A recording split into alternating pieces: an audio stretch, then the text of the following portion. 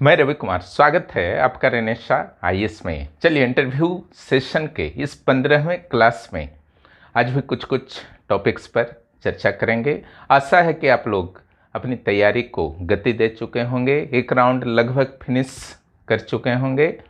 मुझसे जो जुड़े हुए हैं उनका एक राउंड लगभग मैंने फिनिश करा दिया है, ठीक है। अब रिवीजन का दौर चल रहा है। निश्चित रूप से आपको भी किसी भी तरह की कन्फ्यूजन हो, तुरंत इंटरव्यू ग्रुप को ज्वाइन कीजिए। बहुत कम फी लिया जा रहा है, ठीक है। इस प्रोग्राम को कर लेने के बाद आपको मॉक इंटरव्यू देने में काफ़ी सुविधा होगी। अंततः फाइनल इंटरव्यू में आप अच्छे मार्क्स अर्जित करने में सफल रहेंगे। अच्छे मार्क्स का क्या क्या लाभ है आप समझ ही रहे हैं। अच्छे रैंक मिल सकते हैं, अच्छे पोस्ट मिल सकते हैं, लिस्ट से बाहर होने से बच सकते हैं। जहाँ तक रिजल्ट का बात है, रिजल्ट तो बहुत जल्द आ जाएगा और निश्चित रूप से आपके दिल की धड़कनें बढ़ी हुई होंगी, बेसब्र हो रहे होंगे, न्यूज़ जानने के लिए परेशान होंगे, ठीक है, कि कब रिजल्ट आएगा, ठीक है। हर न्यूज़ के बाद आपकी बेचैनी बढ़ जाती होगी। ऐसा होता है, घबराने की ज़रूरत नहीं है, ठीक है। इसके साथ साथ आपकी तैयारी चलते रहनी चाहिए, है ना। और निश्चित रूप से आपको बहुत ही पॉजिटिव न्यूज मिलेंगे। आपने ईमानदारी से मेहनत किया है, अपने आप पर भरोसा रखिए, तैयारी कीजिए, है ना। अभी 100 मार्क्स को देखना है, बस एक ही लक्ष्य आपका है। एनी हाउ 70% प्लस मार्क्स किसी भी हालत में आपको लाना है, बहुत ज़रूरी है और ये बहुत फ़ायदेमंद होगा। 70 प्लस लाएं, यानी कि बाकी लोगों से आप 20 से 25 मार्क्स का लीड ले चुके हैं।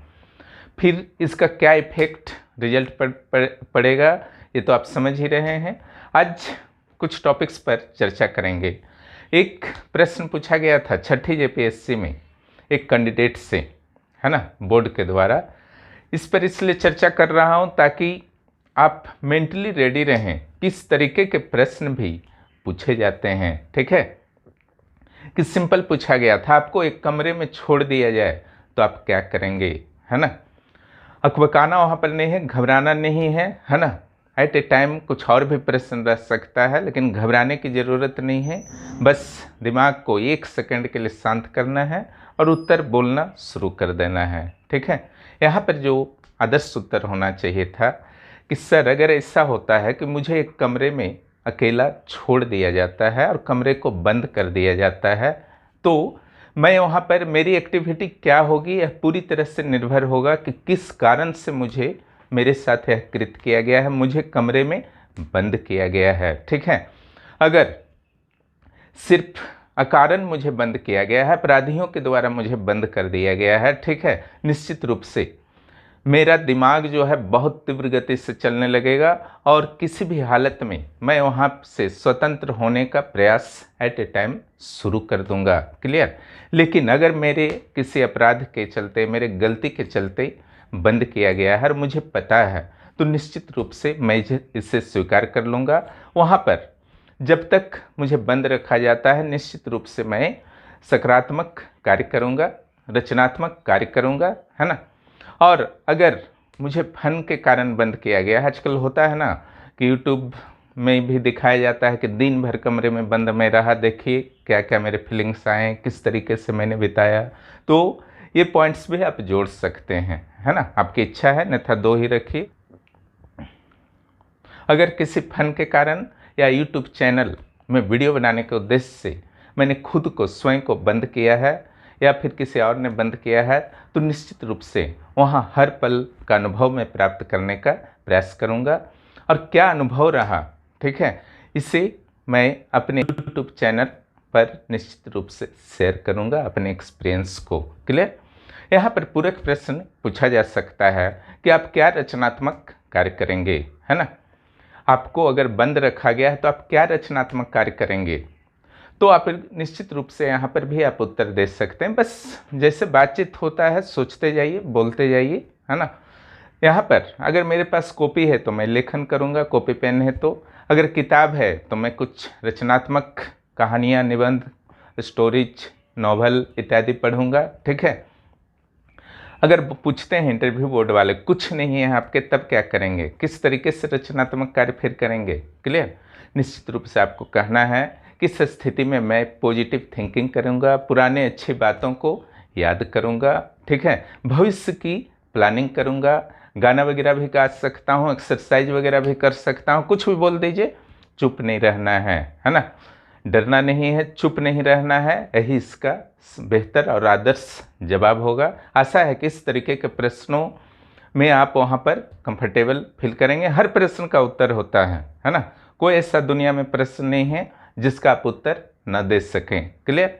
यहाँ पर कोई ज्ञान का टेस्ट नहीं हो रहा है, बस हर प्रश्न का उत्तर दे सकते हैं, क्योंकि जब आप ऑफिसर बनेंगे, है ना, तो पत्रकार बंधु लोग जो हैं आपको घेरे रहेंगे, तरह तरह के सवाल पूछेंगे, है ना, तो वहाँ पर सरकार के पक्ष को डिफेंड करते हुए आपको हर प्रश्न का सकारात्मक और बेस्ट उत्तर देना है, ठीक है। यही सब संभवतः टेस्ट करना चाहते हैं इंटरव्यू बोर्ड इस तरीके के प्रश्न को पूछकर। एक आपका चर्चित मामला रहा है, हाल ही में आपने पेपर में पढ़ा था, नितिन गडकरी के द्वारा हाइड्रोजन कार का प्रयोग किया गया था, है ना।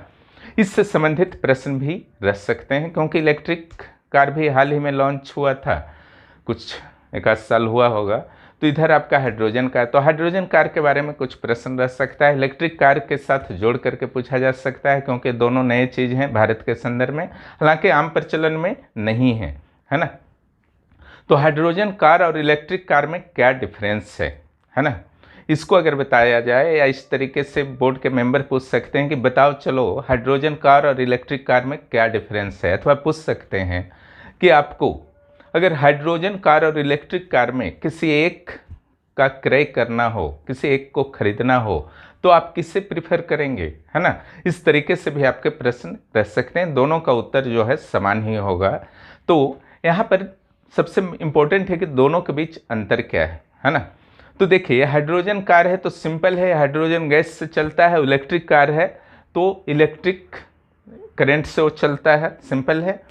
लेकिन ट्रेन में आप जैसे देखते हैं कि जब इलेक्ट्रिफाइड होता है तो ऊपर जो है आपका तार जो है साथ में चला करता है, जिसमें टच हो, इंजन का जो आपका टच स्पर्श होता है, उसको क्या कहा जाता है मुझे भी जानकारी नहीं है, ठीक है। तो उसके माध्यम से इंजन में वो आपका करंट जाता है, लेकिन यहाँ पर तो कार में, रोड में तो ऐसी व्यवस्था है नहीं, तो निश्चित रूप से जो सामान्य सिस्टम है, इलेक्ट्रिक कार का अर्थ होता है इलेक्ट्रिसिटी के द्वारा उसमें जो बैटरी है कार के अंदर, है ना, उसको चार्ज किया जाता है।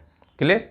तो यहाँ पर आपको बोलना है हाइड्रोजन गैस के माध्यम से चलता है, इसमें फिलिंग किया जाता है हाइड्रोजन गैस, इसको चार्जिंग डायरेक्ट किया जाता है चार्जिंग स्टेशन में। हाइड्रोजन कार जो है महंगा है, ठीक है, महंगा है क्योंकि इसमें प्लेटिनम और प्लाडियम जैसी महंगी धातुओं का प्रयोग होता है। यह अपेक्षाकृत सस्ता है, लेकिन साथ ही बोल देना है, ठीक है, कि इसके बैटरी काफ़ी महंगे होते हैं इलेक्ट्रिक कार के, और हर साल बदलना पड़ता है, जिसके कारण लगभग दोनों के दाम जो हैं बराबर हो जाते हैं। इसके अलावा जो आपको बोलना है कि हाइड्रोजन कार का बैटरी जो होता है छोटा होता है ना, यह 15 से 20 किलोवाट आवर का होता है, जबकि इलेक्ट्रिक कार का बैटरी जो होता है वह बड़ा होता है, ठीक है, और यह काफ़ी महंगा होता है। इलेक्ट्रिक कार का बैटरी यह 30 से 100 किलोवाट आवर का होता है। लास्ट में इस चीज़ को आप बोलेंगे कि वास्तव में हाइड्रोजन कार हो या इलेक्ट्रिक कार हो, है ना, दोनों में बैटरी होता है, बैटरी इलेक्ट्रिसिटी से ही चार्ज होता है, ना कि इसमें डायरेक्ट इलेक्ट्रिक करंट से चार्ज हो रहा है, उसमें हाइड्रोजन गैस प्लग के माध्यम से इलेक्ट्रिसिटी उत्पन्न करता है, उसके माध्यम से जो है बैटरी चार्ज होता है। अगर प्रीफर वाला जवाब देना होगा तो मेरे विचार से आपको हाइड्रोजन कार की ओर जाना चाहिए, जवाब ही देना है, किसी एक पक्ष में जरूर चल जाइए, है ना। ऐसा मत बोल दीजिए कि दोनों में कोई भी ले लेंगे मेरे लिए चलेगा, वैसा नहीं, है ना। तो मैं हाइड्रोजन कार की ओर जाना चाहूँगा, क्योंकि आमतौर पर पेट्रोल, डीजल या सीएनजी के माध्यम से एक फिलिंग मेथड है, उसके माध्यम से यहाँ परिवहन व्यवस्था बनी हुई है, ठीक है। तो यहाँ पर इलेक्ट्रिक चार्जिंग की व्यवस्था भी पूरी तरह से अच्छी तरह से नहीं हो पाई है, लेकिन अगर हाइड्रोजन गैस को अच्छी तरह से भर दिया जाता है कार में, ठीक है, तो जितना भी किलोमीटर चलना है आराम से चलेगा, जगह जगह चार्जिंग स्टेशन की ज़रूरत नहीं पड़ेगी। क्लियर? तो किसी भी एक पक्ष में आप जा सकते हैं, कोई दिक्कत नहीं है। आज ही जो एक महत्वपूर्ण मुद्दा पर लास्ट में चर्चा कर देता हूँ। बहुत ही कन्फ्यूजन हो रहा है कि हमारा जो बैचलर में सब्जेक्ट था उससे क्या प्रश्न आएंगे। बैचलर के तीनों पार्ट होते हैं, पार्ट 1, पार्ट 2, पार्ट 3।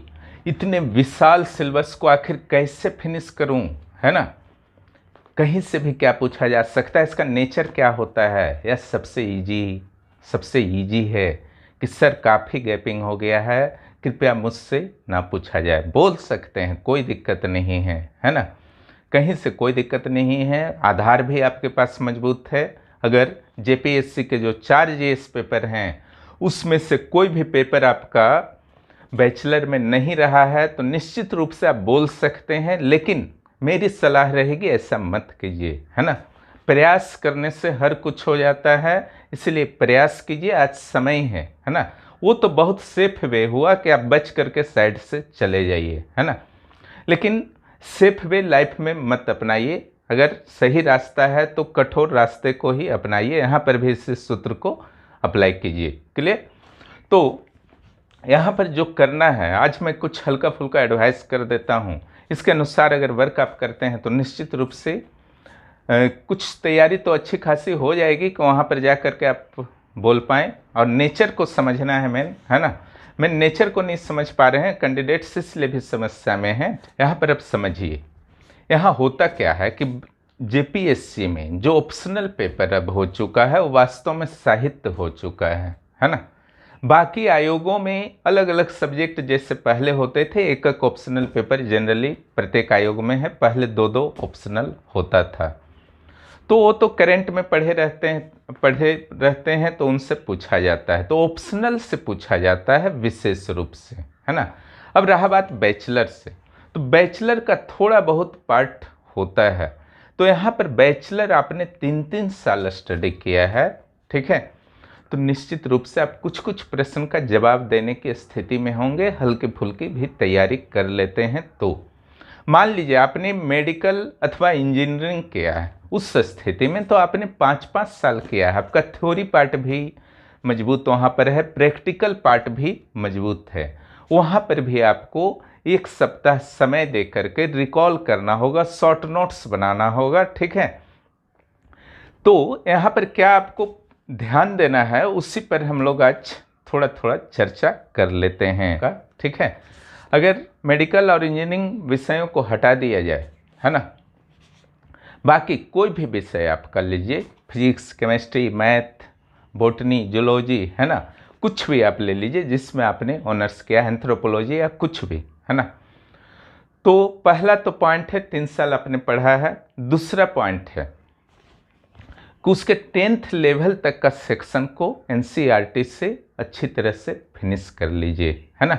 अगर मैथ ऑनर्स आपने किया है और आप इतने घबरा गए कि क्या होगा नहीं होगा, कैसे पूछा जाएगा, चलो छोड़ के चले जाते हैं और वहाँ सिंपल पूछ दिया जाता है कि चलो रेशनल और इरेशनल नंबर में जो है डिफरेंस बताओ, है ना। तो ये तो 10th लेवल का था। तो ये मान करके चलिए, आप भले ही मैथ से आपने ऑनर्स किया है, लेकिन लगभग 60 से 70% प्रश्न जो हैं आपके 10th लेवल से रहेंगे। ध्यानपूर्वक एनसीईआरटी के बुक्स को देखिए। अगर आपका मैथ है तो मैथ के बुक को देखिए और सारे चैप्टर को देखिए, ट्राइगोनोमेट्री को देखिए, जियोमेट्री को देखिए, है ना, नंबर सिस्टम को देखिए, कॉमर्शियल मैथमेटिक्स को देखिए, मेंसुरेशन को देखिए, उसके सारे सूत्र पर, सारे छोटे छोटे डिफिनेशन पर उसको कमांड करना है, ठीक है। ए क्यू माइनस बी क्यू का चलिए फार्मूला बताइए, पूछ दिया गया, ठीक है। अब वहाँ पर मना आप नहीं ना कर सकते हैं, नहीं जानते हैं अगर बोलिएगा तो थोड़ा तो नेगेटिव जाएगा, क्योंकि आपके पास समय था, आप थोड़ा थोड़ा रिवीजन कर लेते तो वो सब तो कमांड करके आप जा सकते थे। क्लियर। तो 10th लेवल तक का फिजिक्स, केमिस्ट्री, मैथ वगैरह आपका अगर ऑनर्स है तो निश्चित रूप से कर लीजिए। अब अकाउंट कॉमर्स अगर आपका ऑनर्स है तो 10th लेवल में होता नहीं है, तो 11-12 वाला कम से कम फिनिश कर लीजिए, ठीक है। बैचलर वाले में क्या करना है, तो बैचलर वाले में एक तो अगर आपका लगता है कि हम कुछ टॉपिक 25-30 टॉपिक्स को सिलेक्ट करके शॉर्ट नोट्स बना सकते हैं पूरे सिलेबस से, तो ज़रूर बनाइए। अगर उसमें भी अक्षम है तो कम से कम इतना ज़रूर कर लीजिएगा कि कौन कौन सा बुक्स आपने पढ़ा तीनों ईयर में, बुक्स का नाम आपको क्लियर होना चाहिए, है ना। उसमें कितने मार्क्स होते थे बैचलर में, आपके कितने मार्क्स आए, आपके कितने परसेंटेज आए, कुछ खास उपलब्धि रही क्या बैचलर के दौरान, आपके गोल्ड मेडलिस्ट वगैरह आप हैं क्या, ठीक है। तो इन बच्चों को तैयारी कर लीजिए। आपने किस यूनिवर्सिटी से किया था बैचलर, ठीक है, उस यूनिवर्सिटी के बारे में थोड़ा सा जानकारी रखिए, उसके आदर्श वाक्य क्या हैं यूनिवर्सिटी के, ठीक है, उसके बारे में आपको जानकारी रखना है। इसके अलावा जो आपको ध्यान रखना है, अगर आपके बैचलर विषय कोई भी हैं, मैथ हो या फिजिक्स केमिस्ट्री कुछ भी है, मेडिकल है ना, इंजीनियरिंग है, तो उससे रिलेटेड कुछ अंतर्राष्ट्रीय पुरस्कारों के बारे में जानकारी प्राप्त कीजिए, कुछ प्रसिद्ध व्यक्तित्व के बारे में जानकारी प्राप्त कीजिए।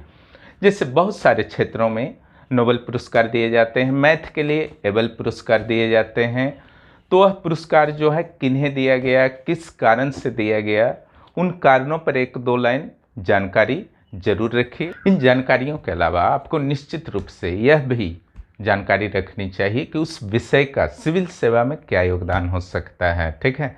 ऐसा नहीं कि 8-10 पॉइंट एकदम ज़रूरत है, 2 से 3 पॉइंट एनी हाउ निकालिए, है ना, कि सिविल सेवा में क्या योगदान है, ठीक है।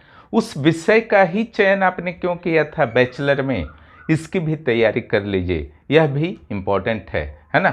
इसके अलावा उस विषय को लेने से, क्लियर, उस विषय को लेने से आपके जीवन में क्या क्या परिवर्तन आए, क्या सकारात्मक परिवर्तन आए, नॉट नकारात्मक, है ना, इसको भी आप तैयारी जरूर कर लेंगे। साथ ही पूछा जा सकता है बैचलर के जो विषय पर बात कर रहा हूँ मैं, कि क्या आप किसी को सलाह देना चाहेंगे कि इस विषय को ले लो, इसमें करियर की क्या क्या संभावनाएं हैं इस विषय से बैचलर करने के लिए, ठीक है। क्योंकि आप बोल देंगे हाँ सलाह मैं दूंगा, तो साथ में यह भी बताना होगा कि क्यों दूंगा, है ना। तो क्यों दूंगा, तो कोई भी आप वर्क कर रहे हैं, ठीक है, बहुत सारे उसके पक्ष होते हैं, लेकिन एक पक्ष जो अत्यंत महत्वपूर्ण पक्ष होता है वह आर्थिक पक्ष होता है, ठीक है। तो वहाँ पर आपको प्रूव करना होगा कि किस तरीके से इस विषय को पढ़ने से किसी नए कैंडिडेट को, नए छात्र को आत्म संतुष्टि होगी, सेल्फ सेटिस्फेक्शन होगा, और उसके करियर के दरवाजे जो है, जीवन में करियर के दरवाजे जो हैं ओपन कर देगा। तो क्या क्या प्लस पॉइंट्स है आपके सब्जेक्ट्स के, ये सब तो आराम से कर सकते हैं, ठीक है। तो इन बिंदुओं पर ध्यान रखिए अपने ऑनर्स पेपर में, और ज़रूर तैयारी कीजिए, है ना। और जो मेंबर्स हैं उनको जिस तरीके से मैंने जीएस पेपर्स के क्वेश्चन सारा का प्रोवाइड मैंने करा दिया है, जो भी जेपीएससी मेंस का जीएस पेपर से क्या क्या प्रश्न बन सकता है ना। अब एक कैंडिडेट से आपका पूछ दिया गया था कि मौलिक कर्तव्य को एक लाइन से बताइए, है ना। तो इसका अर्थ नहीं कि आप डर से मुंह को बंद कर लें, ठीक है, ठीक है, सारा 10 नहीं सकते हैं, एक लाइन से नहीं सक रहे हैं, कोई बात नहीं है, 4-5 तो बता दीजिए, है ना, उतना तो होना चाहिए ना। उद्देशिका आपसे पूछ लिया जाएगा कि चलो उद्देशिका को बताओ, है ना। एक कैंडिडेट से पूछा गया था वंदे मातरम का 4 लाइन सुनाइए, है ना। तो वंदे मातरम का हो सकता है कि आपको 4 लाइन नहीं पता है, 2 ही लाइन पता है, 2 ही लाइन बताइए, है ना। उसके बाद कम से कम 2 लाइन प्रयास तो आप किए ना, बोर्ड के समक्ष यह निश्चित रूप से एक अच्छा संदेश जाएगा। इस कैंडिडेट ने प्रयास किया है, हार नहीं माना है, ठीक है। बाकी चीज़ उन लोग जानते हैं, ठीक है, क्योंकि लिखना तो थोड़ा सा इजी होता है, लेकिन एट ए टाइम फैक्चुअल चीज़ बोलना बहुत टफ होता है ना। इसी तरीके से झारखंड से रिलेटेड जितने भी फैक्ट्स हैं, इम्पोर्टेंट फैक्ट्स हैं, निश्चित रूप से आपको जो है बार बार रिवीजन करना है, तब तक जब तक कि आपका इंटरव्यू ना हो जाए, क्लियर। क्योंकि रिवीजन करते रहिएगा तो एट ए टाइम कुछ भी वहाँ पर प्रश्न आएगा, ऐसा नहीं कि बहुत अंदर से पूछा जाता है, ऊपरी स्तर पर ही प्रश्न रहता है। तो कम से कम 70-80% फैक्चुअल क्वेश्चंस का जो झारखंड के संदर्भ में होगा निश्चित रूप से आप दे देंगे। कंसेप्चुअल क्वेश्चन का 100% उत्तर देना है, जो मूड है उत्तर दीजिए, है ना। सेंटेंस अरेंजमेंट के लिए बोलिए, आईना के पास खड़ा होकर के बार बार बोलिए, ठीक है। धीरे धीरे सेंटेंस अरेंजमेंट हो जाएगा। और जिनको गाइडेंस चाहिए इंटरव्यू प्रोग्राम से निश्चित रूप से जुड़ जाइए, आपका स्वागत है। इसके अलावा 11वीं JPSC भी अगर आपका इसका मेंस रिजल्ट के भी आ जाता है तो उसके बाद संभावना बन जाएगी कि मई में एनी हाउ 11वीं JPSC की वैकेंसी आ सकती है ना। तो उसके बाद अगर आपका अगस्त सितंबर में PT भी होता है तो इस साल फिर दिसंबर तक भी अगर मेंस हो जाता है तो आपके पास समय नहीं है ना। कुल मिलाकर के अप्रैल अब समाप्त होने वाला है, तो 7-8 महीना में आपको PT भी करना है, मेंस भी करना है। सिलेबस जो है पहाड़ की तरह है। ओके, तो अभी से आप तैयारी में लगिए। हेल्प चाहिए तो आकर के जुड़ जाइए। उसी तरीके से JSSC CGL पेपर 3 का एक सेक्शन का बहुत ही बैलेंस्ड वे में नोट्स दिया जा रहा, जो BSSC CGL के लिए भी JSSC CGL का पेपर 3 के साथ साथ वह BSSC CGL के लिए भी पूरी तरह से सेम आपका सिलेबस है, उसके अंदर है। एक तरह से JSSC CGL के अंदर है तो पूरी तरह से वो भी एप्लीकेबल होगा। वहाँ बस बिहार का एक्स्ट्रा नोट्स प्रदान कर दिया जाएगा तो आपका उद्देश्य जो है फुलफिल हो जाएगा, यानी कि दोनों की तैयारी साथ साथ हो जाएगी। वीडियो देखने के लिए बहुत बहुत धन्यवाद। जो भी इस चैनल पर नए हैं चैनल को सब्सक्राइब कीजिए, दोस्तों को जरूर